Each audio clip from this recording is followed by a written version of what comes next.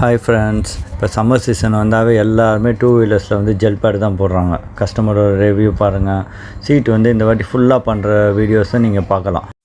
இப்போ ஜெல் பேடை பற்றி ஒரு சின்ன டீட்டெயில். அதாவது ஜெல் பேட் எதுக்கு போடுறாங்கன்னா, லாங் ட்ரைவ் போகிறவங்களோ ஷார்ட் ட்ரைவ் போகிறவங்களோ பேக் போர்ஷன் வந்து டிக்கி போர்ஷன் வந்து இரிட்டேஷனாக இருக்குது, எனக்கு எரிச்சலாக இருக்குது, ஒரு ½ அன் ஹவர் 1 ஹவர் ஓட்டினாவே இரிட்டேஷன் இருக்குது அப்படின்றவங்க கண்டிப்பாக வந்து ஜெல் பேட் போடலாம். சரிங்களா? இது வந்து சம்மருக்கும் வெயிலில் வந்து எதுவுமே டேமேஜ் ஆகாது. அதே மாதிரி ரெய்னி சீசன்லேயும் எந்த டேமேஜும் ஆகாது. இது வந்து வாட்டர் ப்ரூஃபும் சொல்லலாம், மெல்ட்டும் ஆகாது, நல்லா லாங் லைஃப் இருக்கும். எனக்கு தெரிஞ்சு கஸ்டமர் ரிவ்யூ கொடுத்ததே வந்து 4 இயர்ஸ் நல்லா வருதுன்னு சொல்லி ரிவ்யூ கொடுத்துருக்காங்க. திக்னஸ் மட்டும்தான் கம்மியாகுமே தவிர இதே ஷேப்பு இதே டென்சிட்டி எல்லாமே இருக்கும். கஸ்டமர் ட்ரையல் போயிட்டு வந்து ஜெல் பேட் சூப்பராக இருக்குன்னு சொல்கிற வீடியோவே நீங்கள் இப்போ பார்க்குறீங்க. இதுக்கு முன்னாடி பேக் சீட்டை அகலம் பண்ணி ஜெல் பேட் போட்டதை பார்த்துருப்பீங்க. இப்போ வந்து ஃப்ரண்ட்டு சீட்டுக்கு அதே மாதிரி ஜெல் பேட் போடுறத பார்க்குறீங்க.